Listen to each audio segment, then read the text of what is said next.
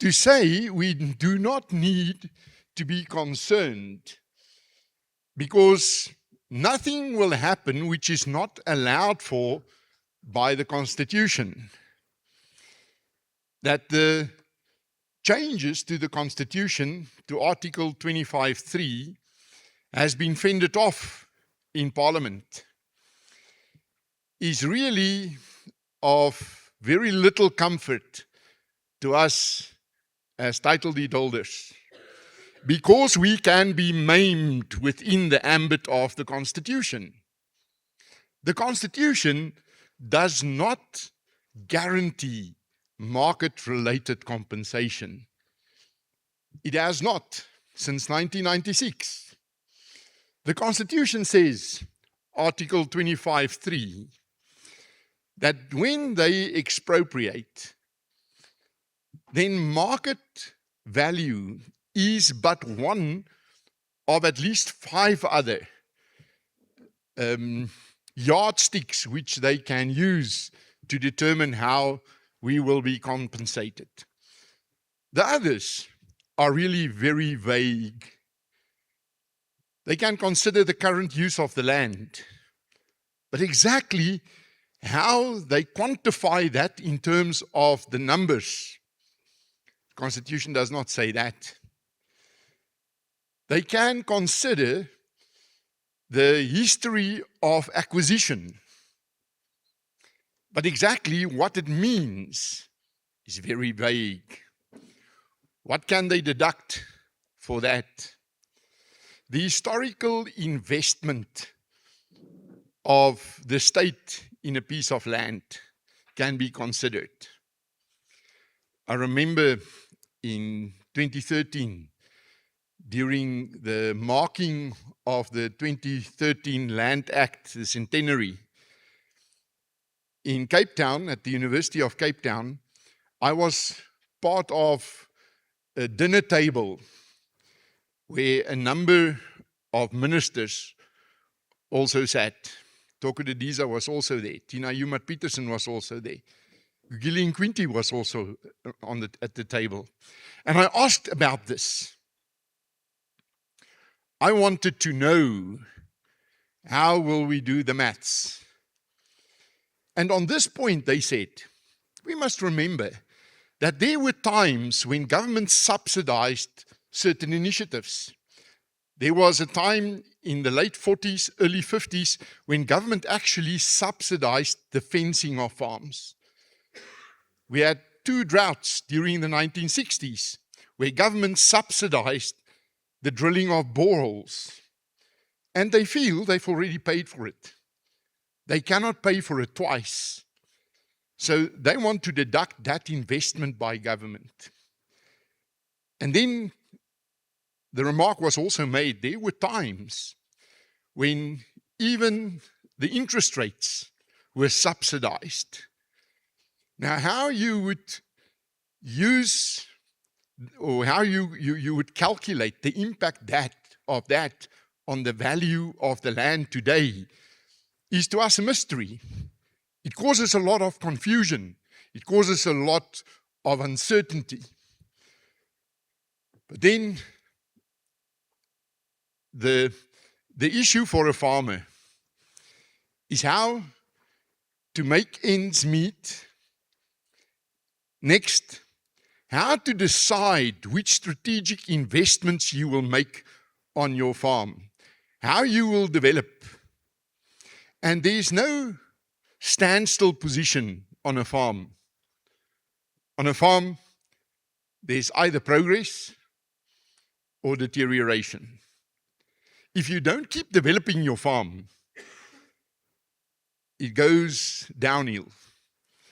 And unfortunately, we have already seen this on many smaller and medium-scale farms in South Africa. Uncertainty causes the most important investor, the farmer himself, to stand back and to take a wait and see position. Now, it's important at this junction to make a distinction between expropriation, without compensation, zero compensation, and below market-related compensation. It's not the same thing. The political jargon is about without compensation, all driven by the stolen land narrative. So the land had been stolen. Stolen stuff cannot be paid for. That justifies, in the political jargon, expropriation without compensation. And that notorious motion, which was passed in the 2017 policy conference of the ANC, called for expropriation without compensation. Now, it's important that even in the prelude to our conference, in the video which was shown here, Ramaphosa, also Mashatile, also Lamola said, this is a political imperative that comes from the Freedom Charter because the land has to be returned to the people it was stolen from, or to the original owners. And exactly how and when this action of theft happened is seldom part of the debate. But that motion, as you all know, and as you have heard from Ernst, has been knocked down in Parliament because it could not reach the required 2/3 majority. Hence, the Act of General Purpose, the new Expropriation Act, which was signed off by President Ramaphosa, speaks of zero compensation, nil compensation. Now, nil compensation, they say, is not the same because it is the result of a mathematical exercise. Minister Nkwinti was the only minister who really dared to make that calculation when he said, Section 25(3) does not stipulate what value should be given to each one of the so-called discount clauses. So if this is a so-called vacant farm, or a farm where there's nothing more than wildlife, the current use of the property might be deemed not optimal. Now, because the Constitution doesn't say whether one could deduct 5% for it, or 20%, or 50%, he thinks one could safely say, let's deduct 20% because there are 5 of these discount clauses. And then if you would deduct 20% on each one of those clauses, if they are all applicable, you can actually end up at 100%. Hence, the compensation value would come to nil. But that, he said, would be few and far apart. This was also the argument which we heard last year at NAMPU, when the Minister of Public Works, Dean McPherson, said at Nation in Conversation that there's a difference between without compensation and nil compensation, because nil is a number. Now, in our organization in SAI, we've never gained as many members as that day on NAMPU. Because farmers here, this is a very cheap trick to get to without compensation. It doesn't really matter that much, because we've already seen below market expropriations. The one which News 24 is so sensitive about, the expropriation of Akkerland, in Limpopo. And I've been on that farm many times. I know the owner or the victim of this expropriation, Johan Steenkamp, very well. We already saw there what the impact of below market related compensation can be.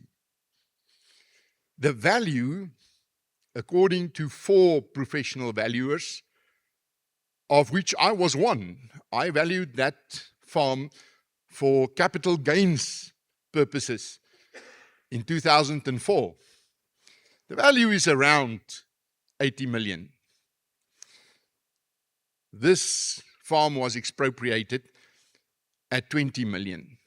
Before, with the assistance of AfriForum and Solidarity, we could successfully challenge in court, and we settled for a dispensation where the farm was given back to the original owner before he sold it later that year for 80 million. But you know, we are not the biggest owners of land. The biggest right holders in land in South Africa are the banks, the cooperatives. Each one of us, the farmers, have a farm to lose. Some have 2, 3, 4. But the banks have all our farms to lose. All of us go to the banks or the agribusinesses, the input providers, the koöperasies, and we offer our land as collateral for production loans. This happens every year. When I started farming some 30 years ago, you could borrow from the bank, or you could lend from the bank, more or less 65%, 2/3 of the value of your farm on a bank valuation, which is always a little more conservative than any other kind of valuation. The most liberal valuation is, of course, for purposes of insurance. The insurance companies think your land is worth much more than the bank. So, over the years, this gearing has been geared down. At the moment, you are very lucky if you can access financing with more than 50% of the value of your land. But the fact is that if you do not service your loan, the bank can repossess, can auction off your farm.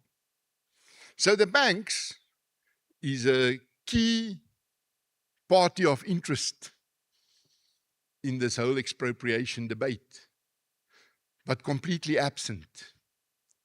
You don't hear them. Why? Many farmers suspect that there might be a deal with the banks. Already we saw when the flame stood at its highest in March last year, after the signing of the Expropriation Act, that Standard Bank was the first to respond and say, we are not going to change that gearing. It's business as usual for us. And on the same day, in SAI, we challenged them. We said, put your money where your mouth is. Don't just say and soothe us. Don't just say that there's nothing to worry about. Take up the risk with us.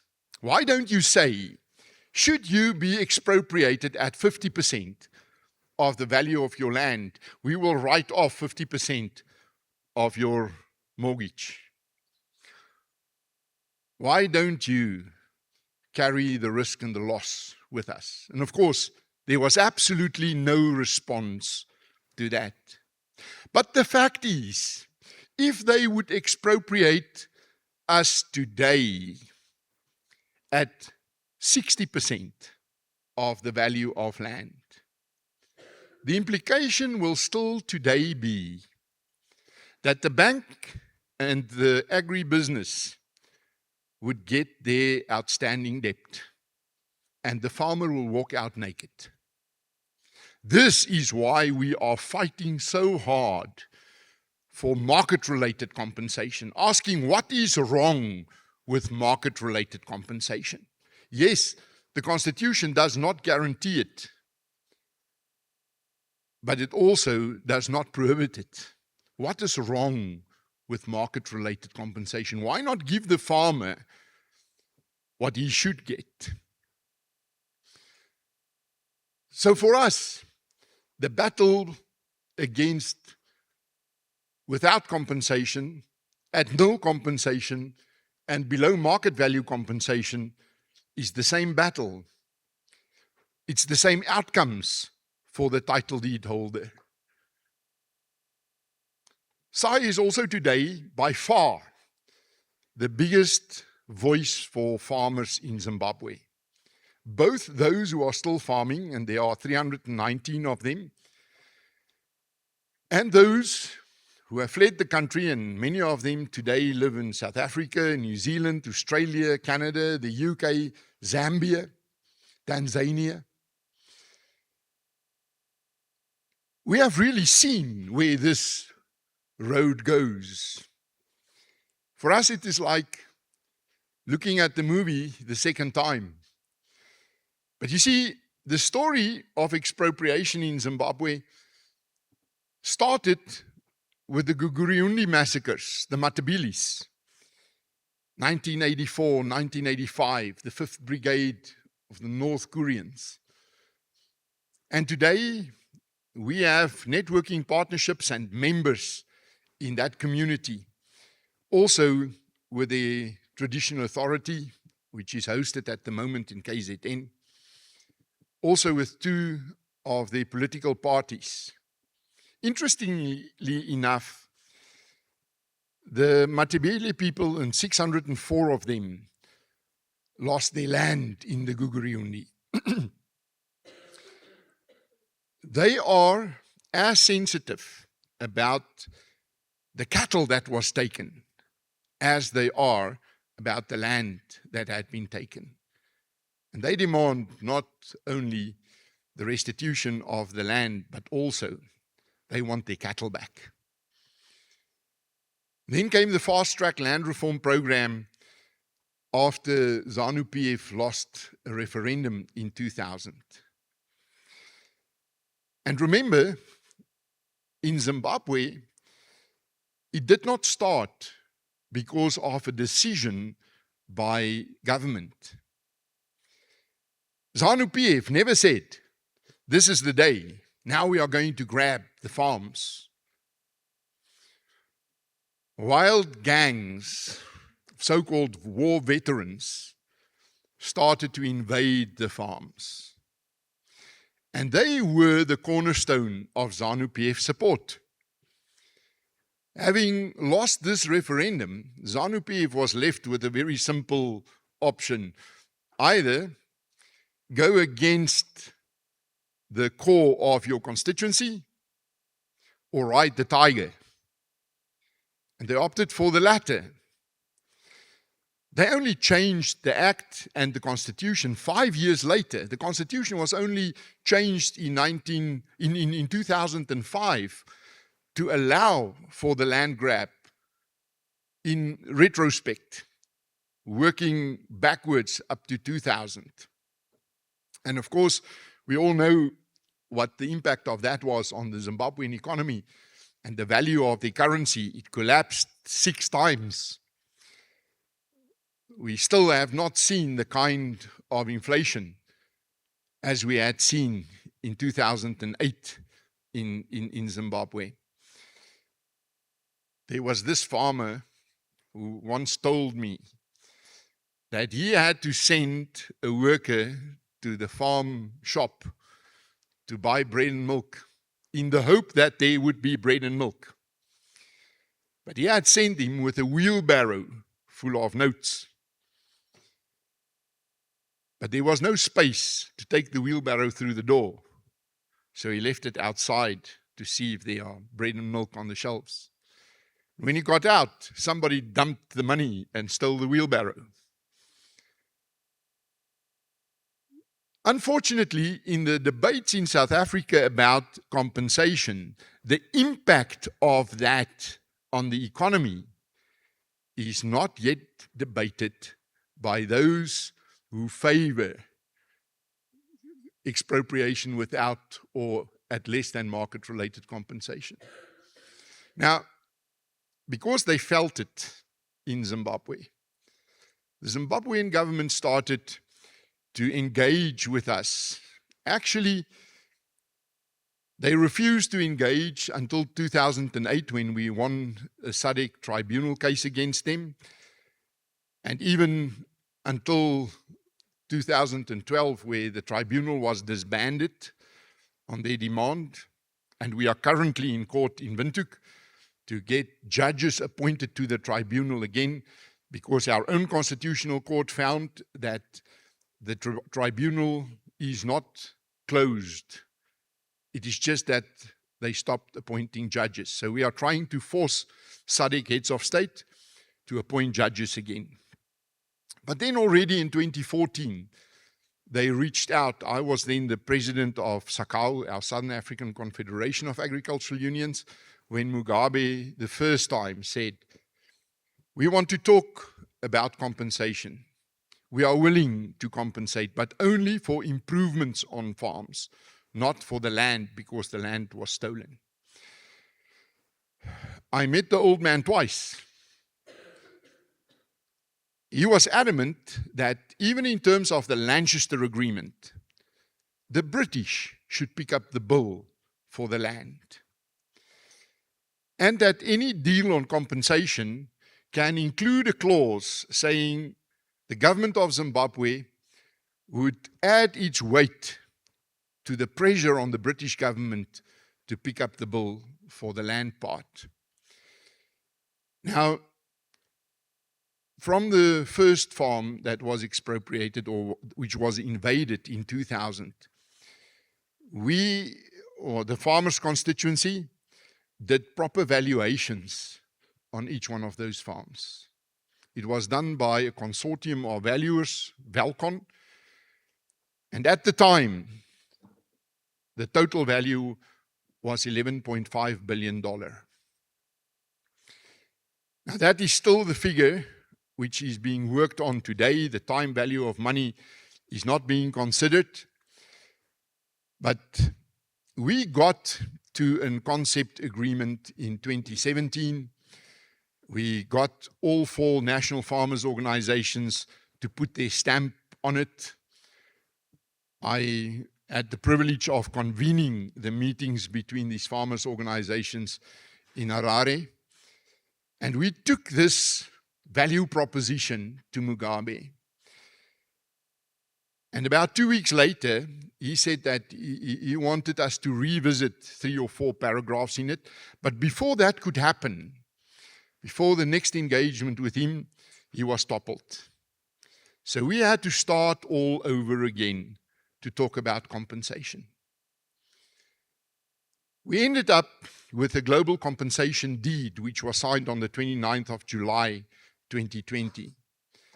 Of course, there was a lot of disagreement between farmers and farmer interest groups when it comes to dollars and cents. The interests prevail, and then farmers fight each other. But the majority of farmers voted in favor of this global compensation deed. Personally, I withdrew at that time. I was one who did not agree fully. And my argument was, if we accept compensation only for the improvements on land, the title deed has not been addressed, because the title deed does not speak to the improvements, but it speaks to the land. And in any way, at that time, 20 years later, very little of the improvements can still be used There are no roofs on the houses. All the corrugated iron, all the copper had been stolen. All the pivots, the pump stations are dysfunctional now. So what do we buy? The real value is still in the land. But more than that, I sincerely believe that it's about more than compensation. Should compensation have been paid on that day already, we would not have solved the issue in Zimbabwe. And I'm telling you this story because sometimes it feels like looking in the mirror. It's also about restitution for those who still want to farm, who want to come back. It's also about equal citizenship. The right of any citizen to own farmland without being threatened that it would be expropriated just because you are white or Matabele. That's what it's really about. And me and a few of the other farmers' leaders wanted that to be addressed in the deal with the Zimbabwean government too. Now, the global compensation deed was really a monumental occasion because we got to quantum. The deal was that we accept the $11.5 billion value as the global compensation value, deducting the value of land, which was more or less 5.2 billion, and on the rest, the improvements, they offered 1 billion. We rejected, and eventually we closed a deal on 3.5 billion, or more or less 30% of total value as it was 20 years ago. Government would pay within 1 year 50% of that, and then over the next 4 years, 12.5%. So by 2025, the 3.5 billion would have been distributed equally to the value amongst the landowners, the title deed holders.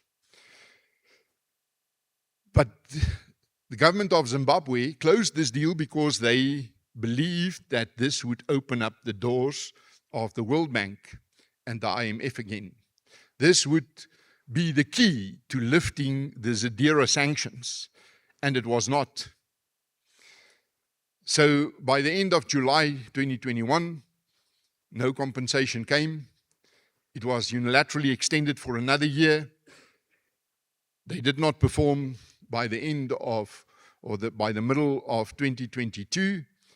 And then they came with a new offer in November that year. They would pay us in bonds, government-backed bonds. And you can imagine what goes on in the mind of farmers.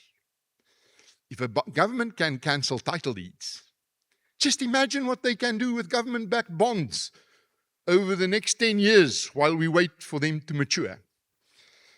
And it was widely rejected. Actually, SAI was launched by those who rejected the bonds offer. But remember, the average age of farmers in 2000, when the fast-track land reform program started, was 63. By now, it was 86. 40% of them passed on. Many of them, we don't know where to find the families. Many of them are destitute. When I have a meeting in Harare, the front row are lying in hospital beds. And then 2-3 rows are in wheelchairs. And they can't afford their medical bills. They can't afford to buy the medicines prescribed to them. They are destitute. They will now accept anything. What's haunting me most with our constituency in Zimbabwe is every time I visit there and I asked about one of the farmers and they say, he's no longer with us. And then I remember this guy asking me, will there be something for me while I'm still alive? And they put all their hope in the pressure from civil society, because they know government will most probably not perform on an agreement. And this is why we went to the USA. This is why we are lobbying in Washington too. Don't lift the sanctions until we have been compensated, because that's the only pressure on them at the moment. If they did not have the sanctions, what motivation will the government of Zimbabwe have to compensate us? So then, the government came earlier this year with this notion of second title deeds. You see, the title deed is still in the hands of the original owner. And to get it out of there, they must compensate. But while waiting for compensation, they want to grant a second title deed on the land, and you can buy that, especially those 319 farmers who are still farming. And they want to use that as collateral to access financing. They want that to revive agriculture again, to unlock the wealth in the soils again. At the moment, the income from agriculture is zero. No taxes paid, no rent paid by the beneficiaries. And we went especially to European countries, Germany, all over the world where we have the big tobacco companies who benefit most from financing smallholder tobacco producers today. To say, if you should put a contract on those farms, we will sue you for it, because we still have the title. We want to sue them in Berlin or in New York, anywhere but in Harare, because the judges were the very first to be beneficiaries of the fast-track land reform program there. Are we on the same trajectory as Zimbabwe? I believe with every cell in my body that we are not. We have a few things which the Zimbabweans never had. They don't throw our journalists in jail here for criticizing government. We still have a free press. We still have courts which rule in favor of the applicants against government. It seldom happens in Zimbabwe. But most of all, we have institutions. We have agricultural organizations pushing back. Until this day, the oldest and the best established farmers organization with whom we have a very close relationship and a networking agreement, the Commercial Farmers Union, until this day, they have not challenged the land reform program in Zimbabwe. To be politically correct, we still have civil rights organizations like AfriForum and Solidarity. That's what we have, which the Zimbabweans never had. But we have lost a few trenches on this battlefield already. There is this phenomenon which, when we braai, farmers talk about it as creeping expropriation. Those termites in the property rights clauses. Creeping expropriation, where they don't take your land, but they take some of the rights in the land. And when you wipe your eyes, you as the owner have less rights than other people with informal rights. We really saw this thing the first time when Agri South Africa lost its court case in 2014 with the expropriation of mineral rights. And the court said, this is not expropriation. This is deprivation. It's not the same thing. And the Constitution only says we need to pay when there is expropriation. But the moment the state positions itself as the custodian of resources, They're in a position to deprivate instead of expropriate, which means, they said, that the state does not take ownership. It simply moves ownership from the current owner to a new owner without ever having it in its own hands. And this is what happened to the mineral rights. And then shortly after that, they started talking in the same language about our water rights. And at the moment, farmers are really holding their hearts in the debate over water rights. And then, of course, the belief that the land itself is a national asset and that the state has a custodian function to fulfill. But then there's also the dilution of ownership rights. Langenhoven, C.J. Langenhoven, one of our dead poets, brilliant man, was a water advocate. He wrote a book, actually, to use as a resource in the court case, The Art van Water, the nature of water. And in this book, he describes property rights too. He says, you own the surface, but then if you dig down, you can go down to the middle of the planet. You own everything under it too. And it looks like a cone because you also own what's above you in the sky, even into space. I was amused when I read this because it became an issue when the ownership of the surface of the land was separated from the ownership of the rights under the surface.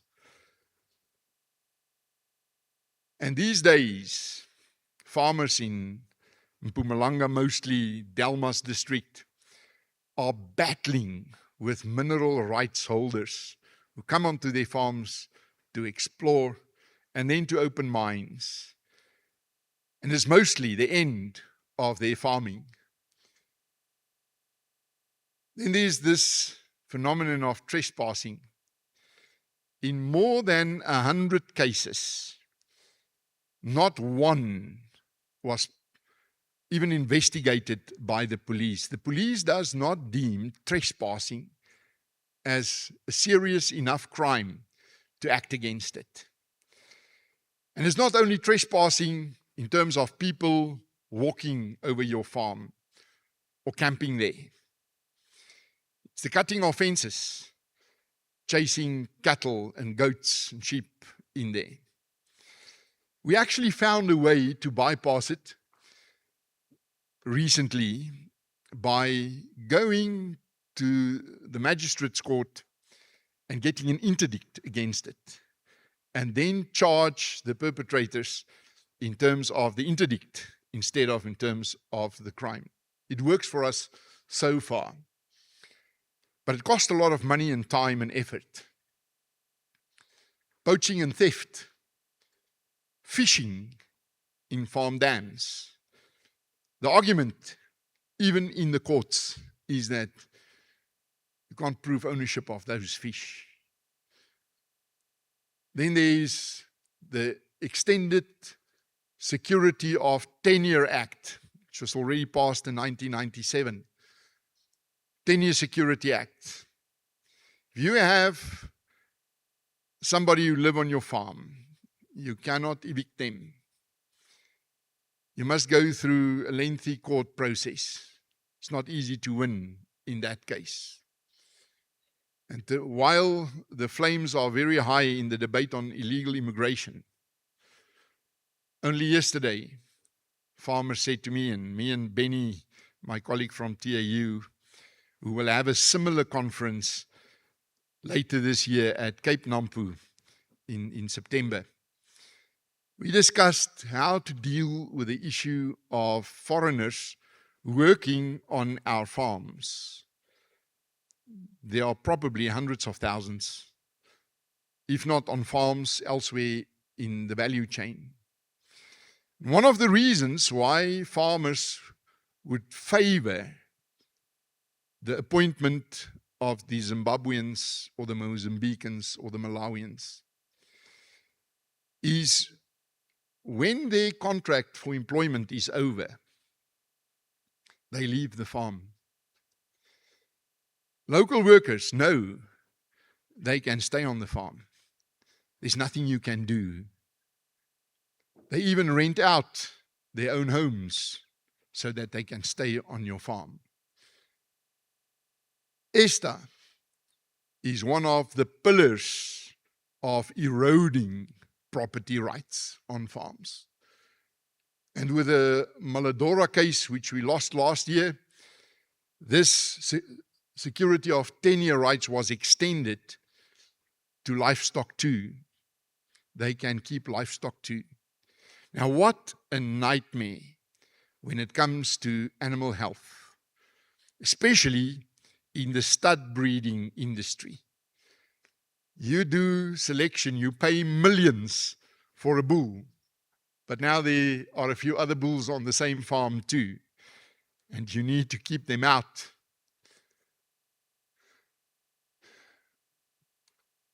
It is much more than just the woes of the farmers.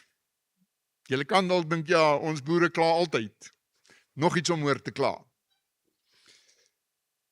But property rights are the very foundation of capital. It's the cornerstone of the free market. It's the driver of investment and growth. It's the anchor of security and predictability. There's this saying, capital is as shy as a deer.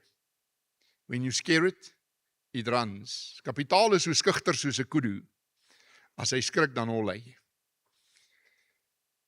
And we see it happens on farms at least. But I think the most important argument is, in which kind of democracy do you expect from an individual landowner to pick up the bill for a national imperative such as land reform? It's just not right. Thank you.